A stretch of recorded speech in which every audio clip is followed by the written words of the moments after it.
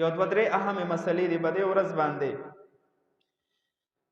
بعضې خلک د اختر مبارکي په یو بل شان کې پیش کوي. د اختر کارت خلکو ته لیږي، عید کارت. یاد ساتئ د عید کارت چې دی دا د یو څو خرابیانو په وجه باندې ناجایز دی او حرام دی. نمبر 1 یو خو دې کې د یهودو سره مشابهت دی. عیسایان چې کله اختر کوي کرسمس ډے ورته وایي. په دغه ورځ باندې دوی دا یو پیغام مونږ ته پیش کوي چې نعوذ بالله من ذلک چې په دې ورځ باندې د رب ذوالجلال زوی شوی یعنی عیسی علیه السلام شو. نعوذ بالله من ذلک. نو دوی یو بل ته کارډونه لیږي او کرسمس ډے په نوم باندې دا کارډونه تقسیموي. نو کوم مسلمانان هم کارډونه تقسیمو نو دغه یهودو سره مشابهت راځي. او موږ ته حکم دا دی چې د یهودیانو د عیسایانو مخالفت پکوي. همیشه خالف الیهود والنصارى، د یهود او نصارا سره مخالفت.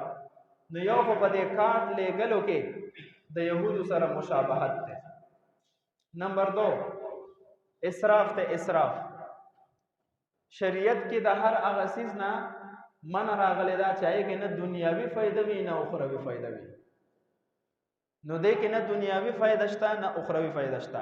علامه شامل لیکلی دي د صحابه په دور کې بس صحابه کرامو یو بل ته د اختر مبارکي په دې الفاظ ورکوله: تقبل الله منا ومنکم صالح الاعمال. علامه شامل لیکلی دي چې یا الله یو بل ته به مبارکباد پرته دا الفاظ پیش کول چې الله دې زمونږ او تاسو عبادت قبول کړي، نیک اعمال دې الله قبول کړي. نو کومه تاسو مثال مبارکي ورکونو دا الفاظ دی وایي. دا د صحابو نه نقل دي: تقبل الله منا ومنکم صالح الاعمال.